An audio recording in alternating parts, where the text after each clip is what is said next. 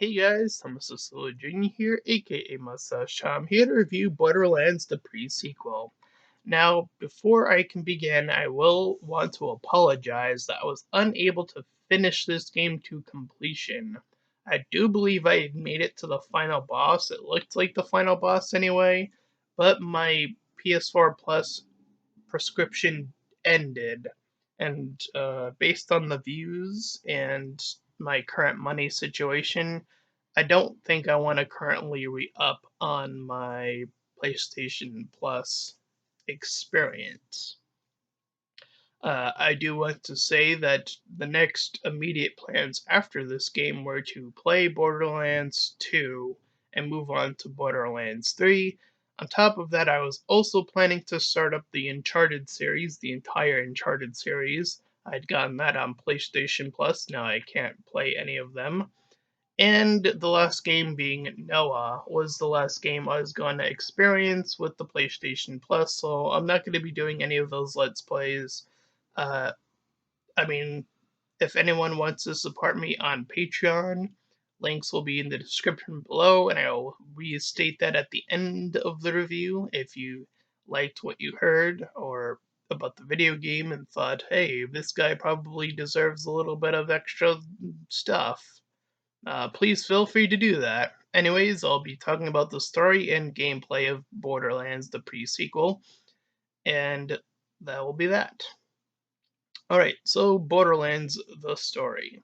So, being a pre-sequel, this takes place between 1 and 2, if I remember correctly, and tells the story of how your fellow Vault members uh, had teamed up with Jack, who was on his own mission to find a vault key and kill a bunch of people. Pretty much that is the case. Depending on what character you pick, you can get slightly alterations on your dialogues, and so on and so forth.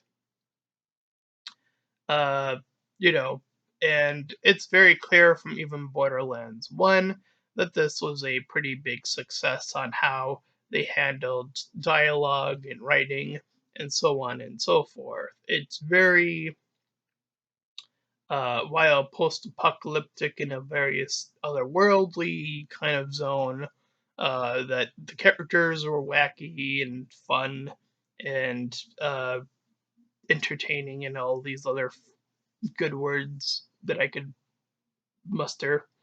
At any rate, the story definitely felt pretty short, all things considered. Uh, Especially in terms of main story, I find myself a little surprised how quickly I got to the end before having the terrible experience that I had of not being able to actually finish it. Uh, so yeah, it is a pretty short story, all things considered. Jack's turn is pretty quick. Everything is moves at a pretty wildly fast pace. If I were really focused on Borderlands the pre-sequel, if I knew this, uh, if I knew how soon my pre-order would, or my little subscription would end, I think I would find myself ending this game relatively quickly. So it's a pretty quick game. Although you can get pretty stuck up on the gameplay, that is where things get a little bit more rough, I feel like. Uh, there isn't really much I can specifically pull more from the story other than those vagatories. I think it's solid enough, honestly. I'd probably just give it the solid 7 out of 10. I found myself enjoying the story for what it was trying to tell. Maybe a little bit of a close dip into the 6, if only to push Jack a little bit more, just a little bit, but I think it's solid enough. Uh, but in terms of gameplay, uh, you have all your various guns. It's a first person shooter game. The areas are pretty open.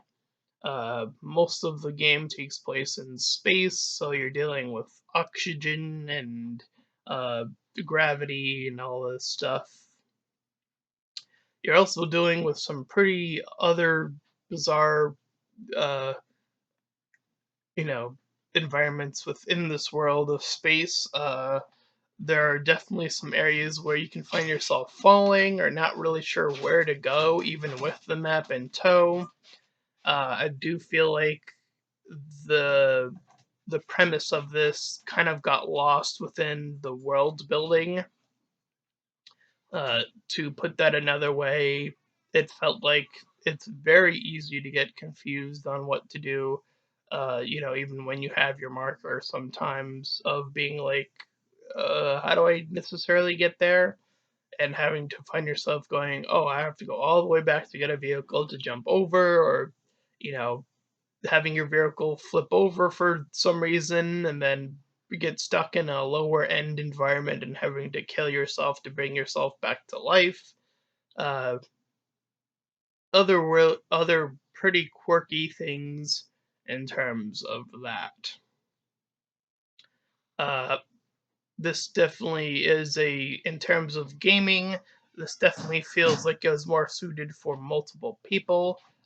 From what I can remember, multiple people also meant higher enemy encounters or more enemies and tougher enemies with better loot in the process of those elements. But I wanted to experience the story for myself, at least play it once by myself. And again, I had wanted to move to Borderlands 2, but that's not going to happen currently. But in terms of the gameplay, I feel like it is a bit more bumpy. I do feel like they sometimes prioritize the wrong thing in order to do another thing. Like the map or the actual environment itself uh, can again feel a bit clunkier than the actual main gameplay. But in terms of when you are shooting, uh, various guns do various things. So finding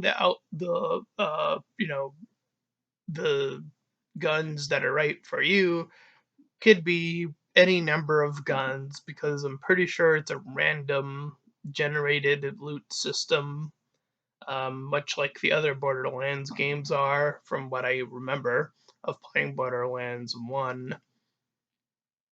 Uh, so, yeah, there's definitely a lot to have in that regard. Uh, the bosses can be pretty rough, I feel like, as well, especially on the one player experience. I do, I think that in the multiplayer experience, those bosses can be done with relative ease, especially if you can pick each other up, which is an option you have in multiplayer. In single player, the only thing you can do is defeat another enemy, which allows the second wind opportunity to arrive. However, there are lots of times when you get knocked out and there just happens to be no enemies around, and of course you automatically die, causing you to restart. The other inconsistent thing about this is sometimes the bar of your moment goes down really slow.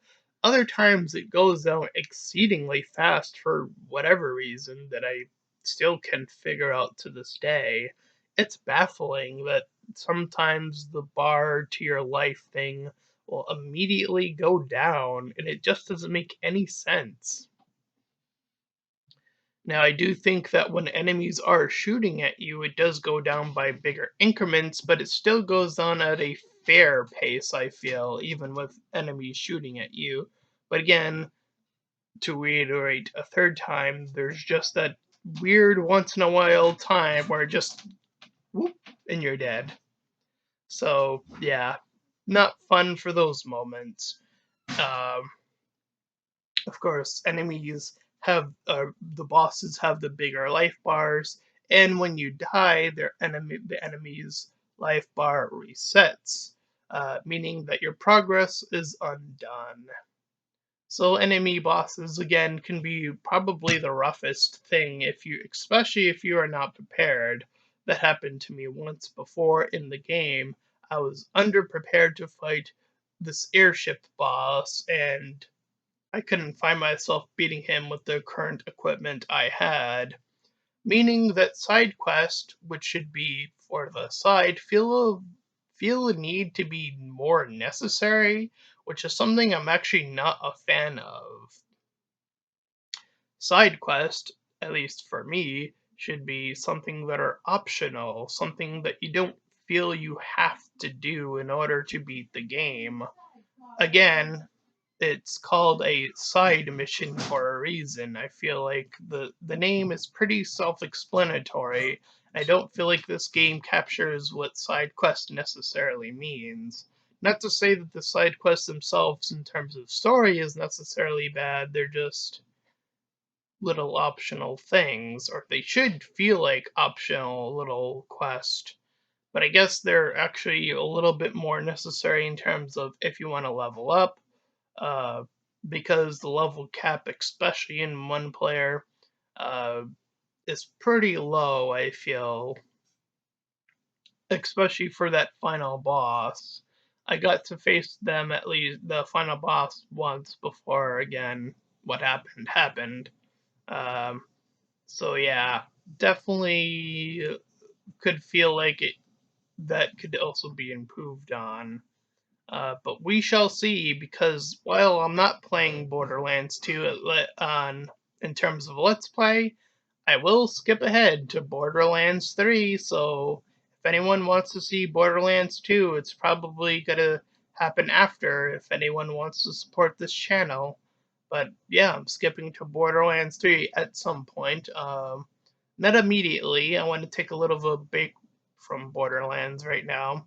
Um, but yeah, in terms of gameplay, I would probably give it a heavy 6. Uh, Even leaning toward a little bit toward a 5, I almost feel like. I do feel like there's quite a few issues with this game in terms of gameplay. Um, from bosses to the environment to what the importance of side quests are. There's quite a bit of things that this game needs to, I feel, needs to fix up. Again, I do feel like some of these issues are mitigated through multiplayer, especially the bosses. I feel like are probably the thing that's immediately fixed from multiplayer. Outside of that, I do feel like the environmental issues are still present. Um, and I think the other issue may still be pretty irrelevant as well. So that is my review of Borderlands the pre-sequel. So if you ended up liking this review, then please feel free to like, comment, and subscribe. Also make sure to check out those links in the description. One to head over to my Discord server, the other to my Patreon page. Any donations are greatly appreciated. Get that Borderlands 2 in there. And until next time, everyone, bye bye.